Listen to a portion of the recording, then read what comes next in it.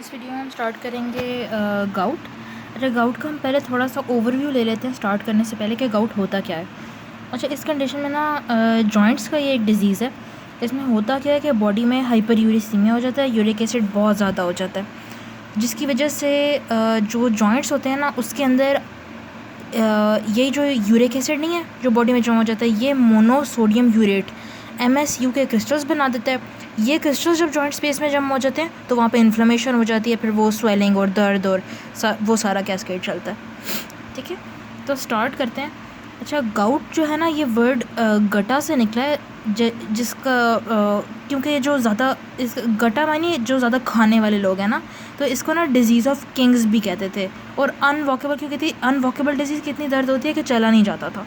और disease of Kings अभी हम देखते हैं कि इसको क्यों कहते थे, या फिर मतलब ज़्यादा खाने वाले लोगों का डिजीज़ हम इसको क्यों कहते हैं, ये भी हम देखते हैं। अच्छा, मोस्ट कॉमनली इन्फ्लेमेटरी आर्थराइटिस है, लेकिन ना ये मैन को ज़्यादा करता है, जैसे ऑस्टियोआर्थराइटिस तो वुमेन को ज़्यादा करता है ना, ये मैन को और पोस्ट मेनोपॉजल वुमेन यानी जो ओल्ड बुढ़ी अम्माएँ होती हैं उनको ज़्यादा करता है। और कॉज क्या है हमने अभी पढ़ा कि मोनोसोडियम यूरेट क्रिस्टल्स जॉइंट्स में जमा हो जाते हैं। जॉइंट की जो इर्द गिर्द साइनोवियल स्पेस होती है, ठीक है, ये दो हड्डियाँ हो गई हैं, उसके इर्द गिर्द साइनोवियल मेम्ब्रेन और ये साइनोवियल जॉइंट एक मैंने बनाया हुआ है। ठीक है, तो इस साइनोवियल स्पेस में ना बहुत ज़्यादा यूरिक एसिड के क्रिस्टल्स जमा हो जाते हैं, जिसकी वजह से फिर इन्फ्लेमेशन वगैरह होती है। ठीक है, और क्रिस्टल्स किसके हैं फिर से, दिस इज़ इंपॉर्टेंट कि मोनोसोडियम यूरेट के। ठीक है, मोनोसोडियम यूरेट। अच्छा, हमने अब जैसा पढ़ा कि एपिडेमियोलॉजी में देखते हैं, वही हमने पढ़ा मेल प्रीडोमिनेंस है, मेल्स को ज़्यादा अफेक्ट कराता है। अब हमने याद है कहा था कि जो मोटे लोग हैं उनको ज़्यादा अफेक्ट कराता है, मतलब जो थोड़े अब जो रिच लोग मोटे होंगे तो एफ्लुएंट सोसाइटीज़ मतलब पैसे वाली, तो क्यों? क्योंकि उन्हीं में ओबेसिटी ज़्यादा होगी और उन्हीं में मेटाबॉलिक सिंड्रोम ज़्यादा होगा। अब मेटाबॉलिक सिंड्रोम क्या है, ये ना ग्रुप ऑफ डिजीज़ है। इसमें हाइपरटेंशन होती है, ओबेसिटी होती है, इंसुलिन रेजिस्टेंस होती है और डिस्लिपिडीमिया होता है और हाइपरयूरिसीमिया तो होता ही होता है। ठीक है, अच्छा, अब मतलब काम की बात ये थी कि मेटाबॉलिक सिंड्रोम में हाइपरयूरिसीमिया होता है। ठीक है, अच्छा जी, अब उसने डिफ़ाइन किया हुआ है हाइपरयूरिसीमिया को। इसने कहा हुआ है कि हाइपरयूरिसीमिया ये होता है कि जैसे आपकी पॉपुलेशन का एक लेवल चल रहा है ना यूरिक एसिड का, तो इस लेवल से 2 स्टैंडर्ड डिविएशन अगर ऊपर चला जाए, ये जो मेन का लेवल है इसे 2 स्टैंडर्ड डिविएशन ऊपर, तो इसको कहते हैं हाइपरयूरिसीमिया। लेकिन हमारी जो मैम है ना, उन्होंने हमें डेफिनेशन बताई थी कि कोई भी यूरिक एसिड का लेवल अगर 6.8 mg पर डेसीलीटर से ज़्यादा हो जाए तो दैट इज़ कॉल्ड हाइपरयूरिसीमिया। ठीक है, तो ये 6.8 वाली आपने वैल्यू याद रखनी है। और इधर इसने ना कहा हुआ है 6, तो बस 6 का फिगर याद रखना। ठीक है, वो भी हम आगे देखते भी हैं। अच्छा, फिर पैथोफिजिक की ये हाइपरयूरिसीमिया हमने कहा किस बीमारी में होता है, तो हाइपरयूरिसीमिया कैसे हुआ। अच्छा, पहले तो हमें पता हो कि यूरिक एसिड आता किधर से है और जाता किधर से है। अच्छा, आता ना ज़्यादा ये 1/3 आपके खाने से आता है, बनता है यूरिक एसिड, वो हम देखते हैं कैसे। और जो 2/3 है ना इसका आपके बॉडी के अंदर ही प्यूरिन मेटाबॉलिज्म की वजह से होता है इसकी फॉर्मेशन। ठीक है, अब देखते हैं। अब देखो, उसने कहा कि 1/3 जो है आपका डाइटरी से आता है। और कौन कैसी डाइट, ये जो गेम आई गेस जो शिकार वगैरह करते हैं उसको कहते हैं सी फूड, ऑयली फ़िश, ओफल, इन चीज़ों से प्यूरिन्स आते हैं 1/3। और 2/3 किधर से आते हैं, जो आपके बॉडी के अंदर ही सेल्वेज पाथवे चल रहा है। सेल्वेज पाथवे अगर हम बहुत ही सादा लफ्ज़ों में करें तो वो पाथवे जो प्यूरिनों को इकट्ठा करता है, ठीक है, उनका पूल बनाता है।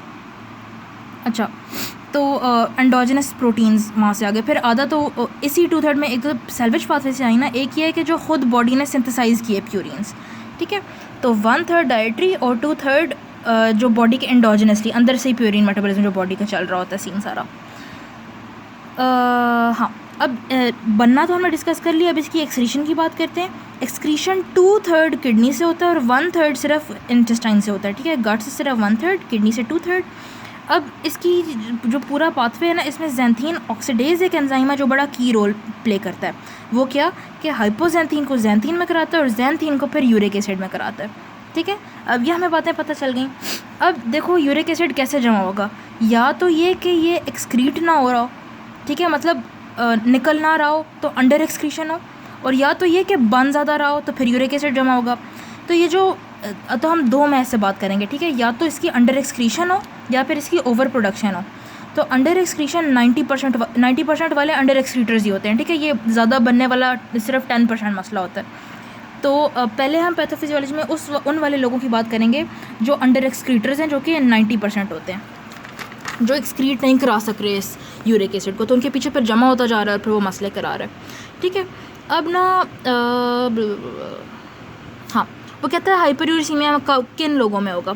देखो, एक तो उन लोगों में होगा जिनकी किडनी फेल है, इसने किडनी से निकलना था, जब किडनी फेल होगी तो कैसे ये निकलेगा, पीछे जमा हो जाएगा।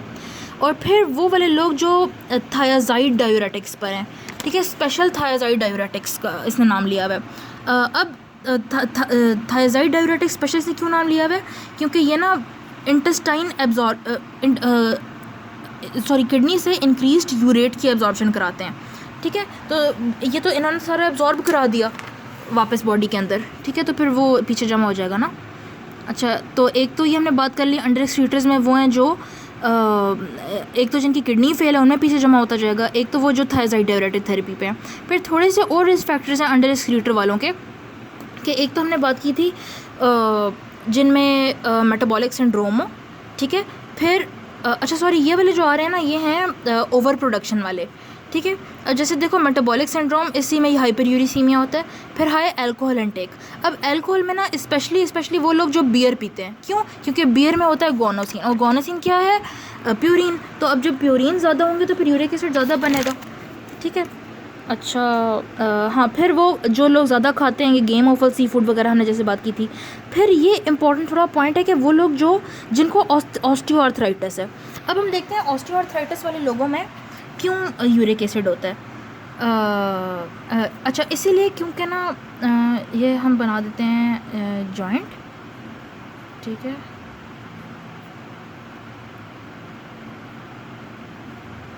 अच्छा, अब जो ऑस्टियोआर्थराइटिस होता है ना, अच्छा ये है आर्टिकुलर कार्टिलेज, ये है साइनोवियल स्पेस, सारी जो जॉइंट के इर्द गिर्द होती है, ठीक है। इसको सपोज ये एक साइनोवियल जॉइंट है, तो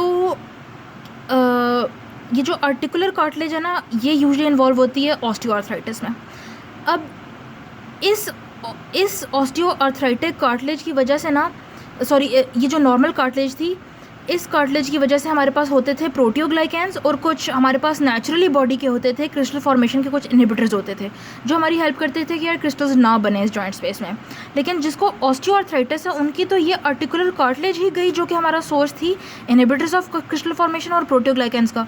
तो जब ये ही गए तो क्रिस्टल्स जमा होना शुरू हो जाते हैं यूरिक एसिड के, ठीक है। एक बात हमने नहीं की, हाँ, जो ये लो इन विटामिन सी के वो हमने ये तो बात कर लिया कि क्या खाने से ज़्यादा इसका होता है, लेकिन अगर बंदे की डाइट विटामिन सी में कम होना, तो तब भी देखा गया कि इनमें ज़्यादा गाउट होता था। फिर जिन लोगों को लेड पॉइजनिंग हो जाती है, उनमें एक फॉर्म ऑफ गाउट होता है जिसको कहते हैं सैटर्निन गाउट, ठीक है। अच्छा, अब ओवर प्रोडक्शन यहाँ से ही स्टार्ट हो रही थी। एक और है, फिर कुछ हैं, ये तो थे ना सारे खाने पीने से ऑलमोस्ट ताल्लुक़। एक है सिंगल जीन डिसऑर्डर्स भी कुछ हैं जिनसे हाइपरयूरिसीमिया होता है। अब वो कौन सा, उसमें आता है आपका लीश-न्हान सिंड्रोम, जो एक्स लिंक्ड रिसेसिव है, ठीक है। तो इसमें ना बेसिकली होता क्या है कि अच्छा ये आप देखो, नज़र नहीं अच्छा आ रहा, चलो मैं बताती हूँ। इसमें अब देखो, ये है ग्वानिन, और ग्वानिन मतलब एक प्योरीन है जो कि सैल्वेज होके बच के सैल्वेज पाथवे में जाके बनाती है जीएमपी, और जीएमपी फिर एनर्जी वाली चीज़ों के लिए, अपनी मेटाबॉलिज्म, अपनी बायोकेमिस्ट्री वाली चीज़ों के लिए यूज़ हो जाता है।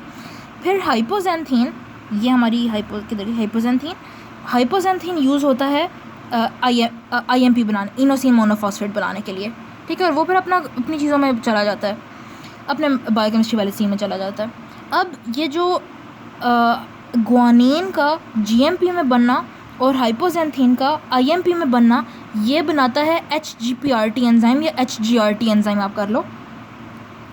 अब लीश-न्हान सिंड्रोम में ना यही HGRT एंजाइम डेफिशिएंट होता है, ठीक है, जो फिर से मैं रिपीट करती हूँ, जो ग्वानिन को जीएमपी में और हाइपोसेंथीन को आईएमपी में कन्वर्ट कर रहा था।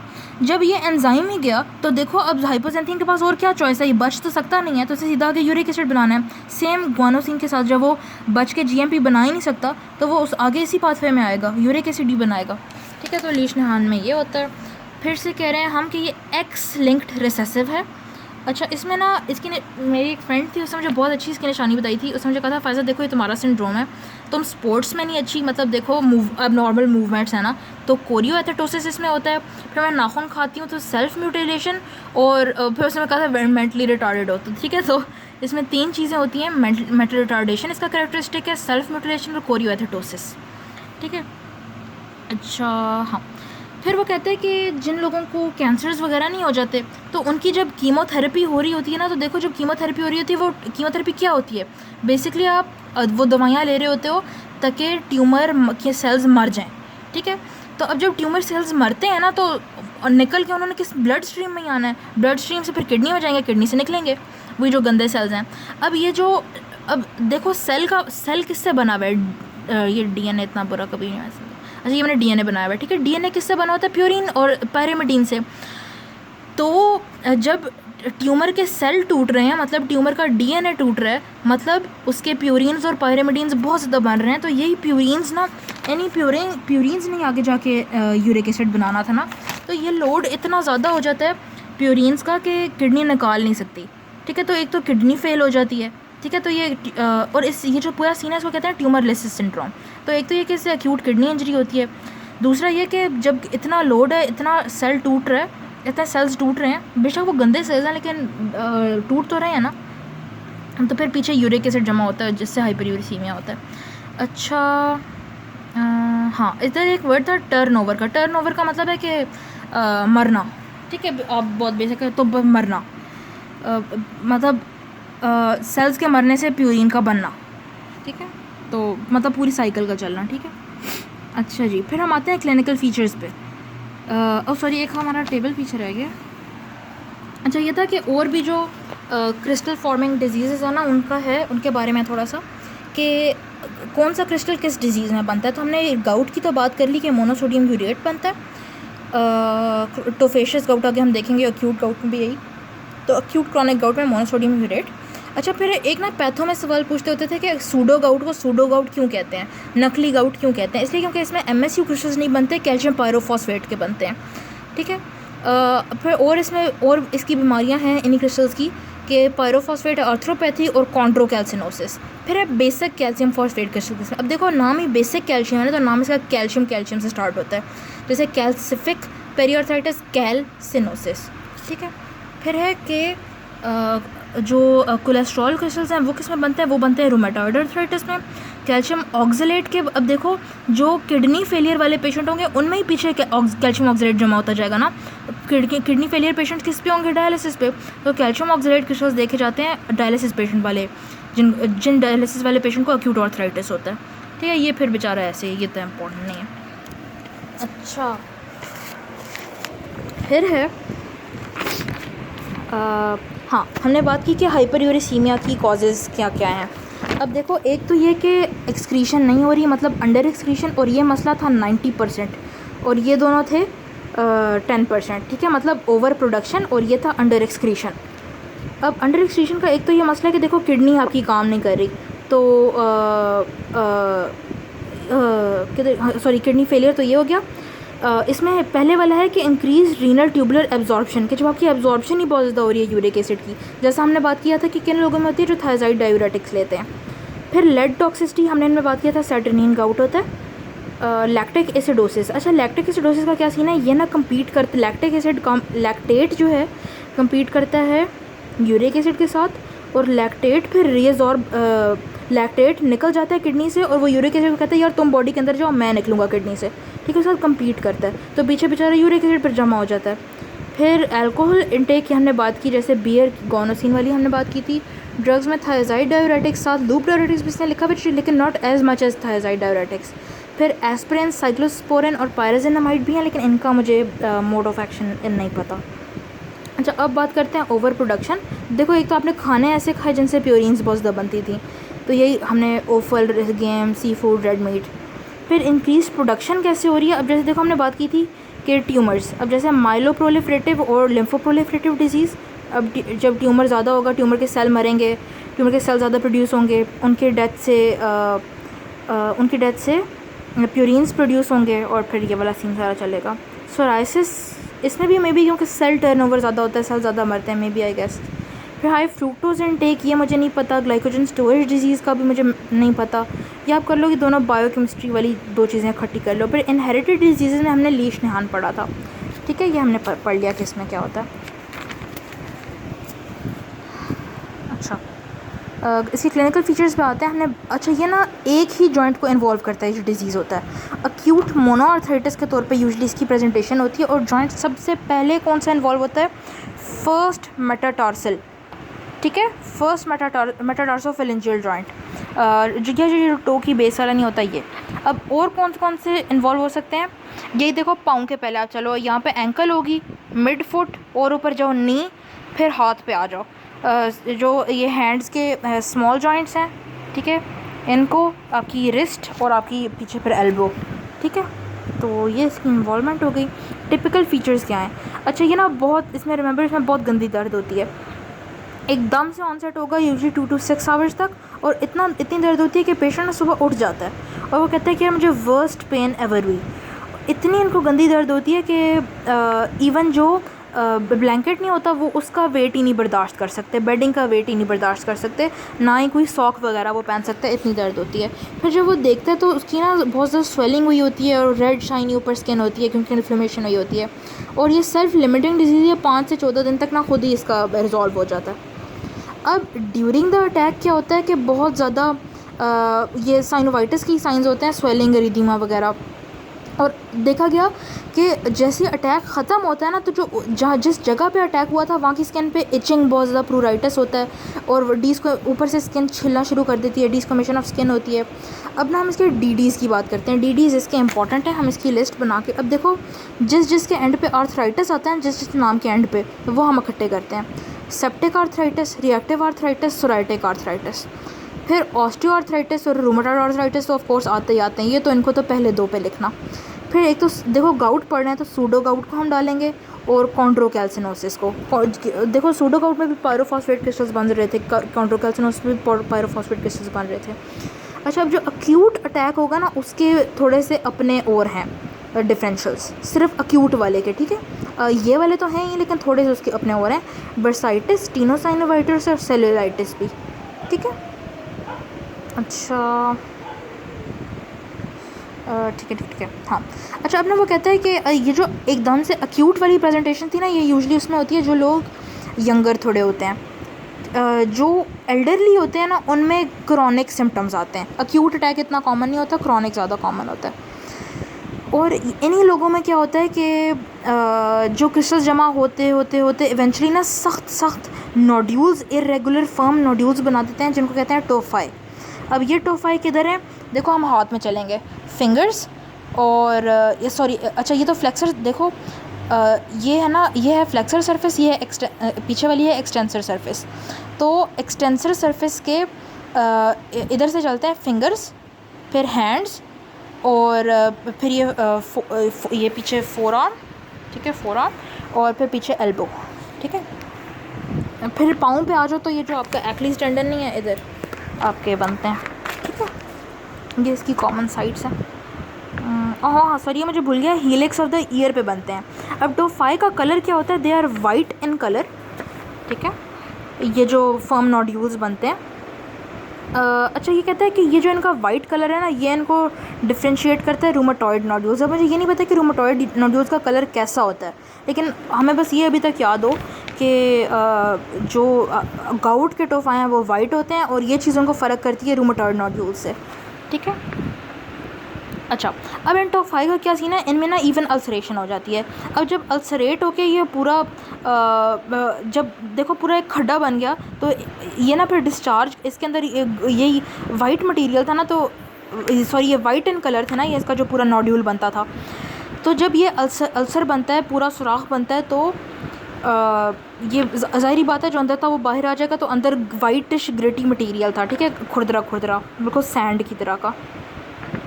वही अल्सरेट होगा तो फिर इन्फेक्शन प्रोड्यूस करेगा, वही इन्फेक्शन इन्फ्लेमेशन एरिदीमा वाला सीन चलेगा, ठीक है। अब वो कहता है कि ये जो टोफाई जैसा हमने बात किया, ये अक्यूट के उतना फीचर्स नहीं है, ये यूजली जो बहुत क्रॉनिक लॉन्ग स्टैंडिंग चल रहा होता है ना गाउट, तो उसका फ़ीचर होते हैं।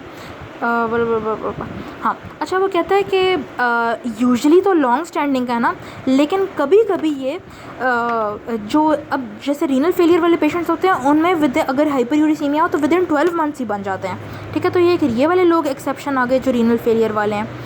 फिर ओकेजनली ये भी देखा गया कि हो सकता है कि पहले कभी अक्यूट अटैक ना हुआ हो और बस एकदम से टोफाई बन जाए, मतलब सॉरी, अक्यूट अटैक की हिस्ट्री ना हो, बस टोफाई बन जाए, ठीक है। और ये वाला स्पेशल किन लोगों में होगा, जिनमें पहले से ऑस्टियोआर्थराइटिस है और जो थायराइड डायरेटिक थेरेपी पे हैं, ठीक है। अब ना थोड़ी सी इसकी रीनल डिजीज़ वाली बात करते हैं। अब देखो यूरिक एसिड जमा हो रहा है, यूरिक एसिड जमा हो रहा है तो ये यूरेट स्टोन्स बनाएगा, ठीक है, तो रीनल स्टोन्स बन गए।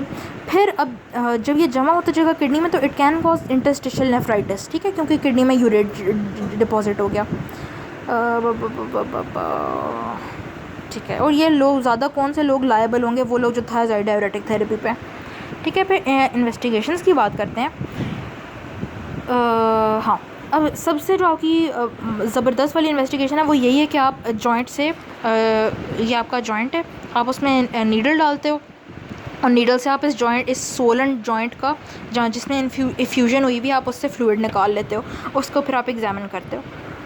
अब एक्यूट अटैक में क्या नज़र आता है कि जो फ्लूइड होगा ना वो टर्बिड होता है, ठीक है, मिल्की सा होता है।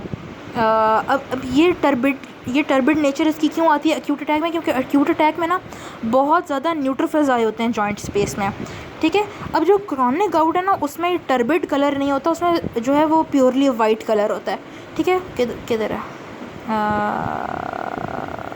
वाइट, ठीक है। और वाइट क्यों होता है, क्योंकि इसमें यूरेट क्रिस्टल्स बहुत क्रॉनिकली डिपॉजिट हुए होते हैं, ठीक है, बहुत ज़्यादा वाइट क्रिस्टल जब क्रॉनिक में डिपॉजिट हो गए होते हैं, ठीक है। फिर आपने बायोकेमिकल स्क्रीन ज़रूर करानी है, क्यों, क्योंकि हमने बात की थी यूरिक एसिड हाइपरयूरिसीमिया वाले यूजली कौन लोग होते हैं, जो जिनको मेटाबॉलिक सिंड्रोम होता है। अब मेटाबॉलिक सिंड्रोम, अच्छा, उसको एक सेकंड के लिए उसको मिस कराना। अब देखो, आपने ना इनमें रीनल फंक्शन टेस्ट ज़रूर कराना है, क्योंकि हमने ये इसकी सारी किडनी मैनिफेस्टेशंस वाली बात की कि किडनी में क्या क्या इसके इफ़ेक्ट्स होते हैं आपने, और हाँ कि किडनी ठीक काम कर रही है या नहीं, क्योंकि हमने कॉजेज़ में पढ़ा था कि अगर ना ठीक काम कर रही हो तो हाइपरयूरिसीमिया हो जाता है। फिर हमने बात की थी मेटाबॉलिक सिंड्रोम में हाइपरयूरिसीमिया होता है तो आप उसका यूरिक एसिड कराओ। हमने बात की थी इंसुलिन रेजिस्टेंस होती है तो आप उसका ग्लूकोज कराओ। डिसलिपिडीमिया होता है मेटाबॉलिक सिंड्रोम को, इसलिए आपने लिपिड प्रोफाइल भी चेक करानी है। हाँ, फिर आपने ESR CRP कराना है, क्योंकि एक्यूट अटैक में ये लोग रेज्ड होंगे। आप उसका एक्सरे कराओ, क्योंकि एक्सरे में ना आपको, अच्छा, यूजली ना एक्सरे नॉर्मल होता है एक्यूट गाउट में, लेकिन बहुत जब क्रॉनिक गाउट चल रहा हो तो उसमें आपको उसमें हमने बात की थी टोफाई बनते हैं, तो आपको वही टोफाई नज़र आते हैं, ठीक है। और टोफाई की कंसिस्टेंसी कैसी होती है, जैसे सॉफ्ट टिश्यू स्वेलिंग्स नहीं होती हैं उस तरह की इसकी कंसिस्टेंसी होती है।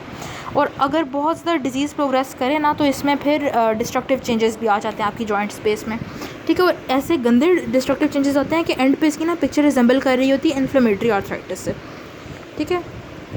जब इसकी मैनेजमेंट की बात करते हैं, सबसे जो पहली चीज़ है ना आपकी वो है कोल्चिसिन, ठीक है। कोल्चिसिन ना, अच्छा, सी से याद रखना कि ये सेल्स की जो सेल डिवीजन के टाइम पे जो माइक्रोट्यूब्यूल बनती है ना तो वो स्टॉप कर देते हैं, ठीक है। तो अब देखो जब, और हाँ, कौन सी सेल्स हैं, स्पेशली न्यूट्रोफिल्स में, जब न्यूट्रोफिल ही अपनी वो माइक्रोट्यूब्यूल्स वगैरह सारा काम नहीं कर सकेंगे, माइक्रोट्यूब्यूल्स को असेंबल नहीं कर सकेंगे, तो देखो आपका सेल की बेसिस ही तो माइक्रोट्यूब्यूलों से थी ना, तो आपका सेल ही गया तो न्यूट्रोफिल ही गए। न्यूट्रोफिल जॉइंट स्पेस में नहीं आ सकते। अच्छा, ये टोफस बना हुआ है, ठीक है, आपके जॉइंट स्पेस में ये आ ही नहीं सकेंगे तो कैसे इन्फ्लेमेशन होगी, ठीक है। तो कोल्चिसिन इन्फ्लेमेशन को इस तरह स्टॉप करती है। लेकिन इस बेचारी के वही साइड इफ़ेक्ट्स हैं, इसके वो साइड इफ़ेक्ट्स हैं जो फार्मा में हम पक्के रटा नहीं, नॉजिया, वॉमिटिंग, डायरिया, ठीक है। अब ना ओरल एनेस्टेटिक्स भी इफेक्टिव है, लेकिन ना बुड्ढों में आप दे नहीं सकते यूजली, क्योंकि एस्पिरिन के अलावा, अब मैं कह रही हूँ, एस्पिरिन के अलावा कार्डियोवैस्कुलर, सेरिब्रोवैस्कुलर, क्रॉनिक किडनी डिजीज़ में एनेस्टेटिक्स बहुत हार्मफुल होते हैं, तो बुड्ढों को तो ऑलरेडी यही होते हैं, तो फिर ये आप फिर नहीं यूज़ कर सकते हो, फिर ये है कि आप उसको स्टेरॉइड्स दे दो, ठीक है,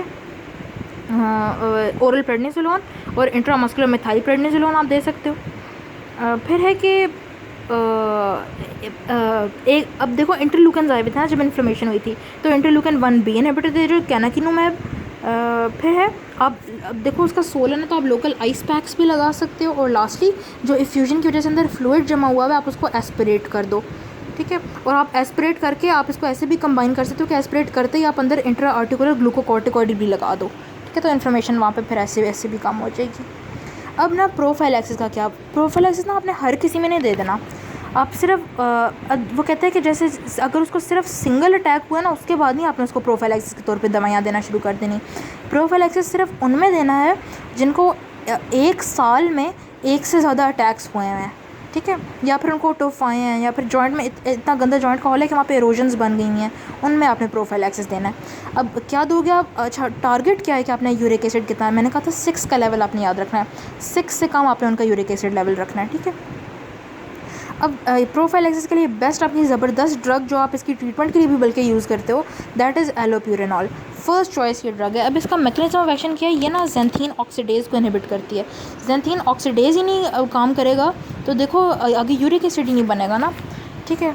अच्छा अब ना कभी कभी ऐसे होता है कि ये जो अक्यूट फ्लेयर होता है ना, ये जो अक्यूट एकदम से एग्जैसरबेट होता है डिजीज़, एकदम से कभी कभी एक दौरा पड़ता है डिजीज़ का, जब आप थेरेपी दे रहे होते हो तो कभी कभी थेरेपी से ये फ्लेयर्स आ जाते किधर है, हाँ फ्लेयर आ जाता है, ठीक है। थेरेपी से ही फ्लेयर बनते हैं कभी कभी। तो आपने बंदे को कहना कि यार तुम्हें कभी कभी फ्लेयर बनेगा, डिजीज़ का फ्लेयर होगा, लेकिन तुमने घबराना नहीं है, तुमने अपनी दवाई लेती रहनी है, ठीक है। तो ये एक बात थी कि गाउट के फ्लेयर्स कभी कभी यूरेट थेरेपी से भी इंड्यूस हो जाते होते हैं। अच्छा अब ना आपने ये urate therapy, urate lowering drugs कब देनी है।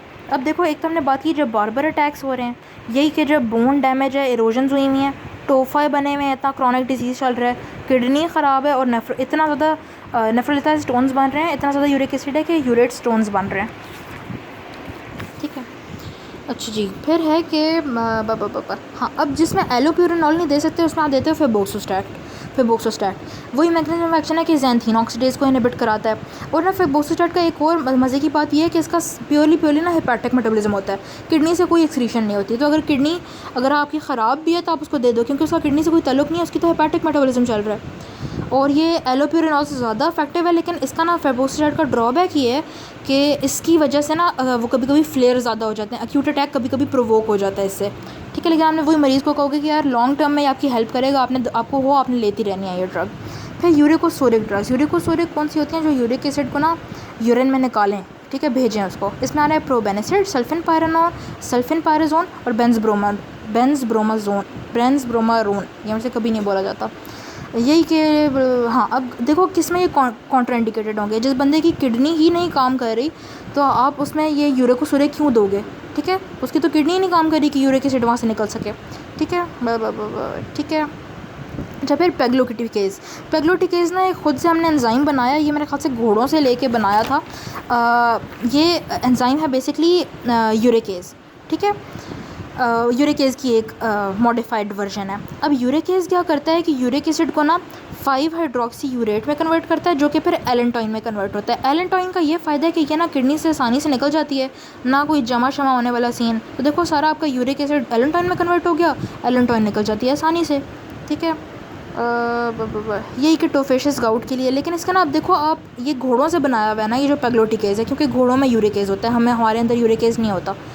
तो एडवर्स इफेक्ट सारे वही होंगे जो आप फ़ॉरेन चीज़ नहीं दे देते, एनाफिलैक्सिस वाले जो होते हैं, तो इन्फ्यूजन रिएक्शन टाइप। तो आप बस एंटीहिस्टामिन दो, ग्लूकोकॉर्टिकॉइड दो, तो वो मसला भी ख़त्म हो जाएगा। फिर लाइफस्टाइल मेजर्स, वो देखो वही आपने तो कहना है भाई तुम अपना वेट कम करो, अल्कोहल ना लो। फिर ना कुछ हाइपरटेंसिव एंटी हाइपरटेंसिव ड्रग्स हैं, जैसे थायराइड डाययूरेटिक्स, बीटा ब्लॉकर और एस इनहिबिटर, जो कि यूरिक एसिड लेवल इंक्रीज़ कराते हैं। तो आप उसको कहो यार तुमने ये वाली ड्रग्स नहीं लेनी। कौन सी, थायराइड तो हमने बात की थी, बीटा ब्लॉकर और एस इनहिबिटर भी आप नहीं लोगे। अब ना एक अच्छी ड्रग है ARB है, वो है लोसार्टन। उसका यूरिकोसूरिक इफेक्ट होता है, यूरिक एसिड को किडनी से निकाल देता है, ठीक है। तो आप अगर इनको सब्स्टिट्यूट करके आप उसको लोसार्टन पे लगा दो। फिर आप उसको कहो भाई तुमने सी फूड वगैरह नहीं खाना, हाई प्यूरिन कंटेंट वाली डाइट तुमने नहीं खानी, ठीक है। तो ये सारा हो गया गाउट का।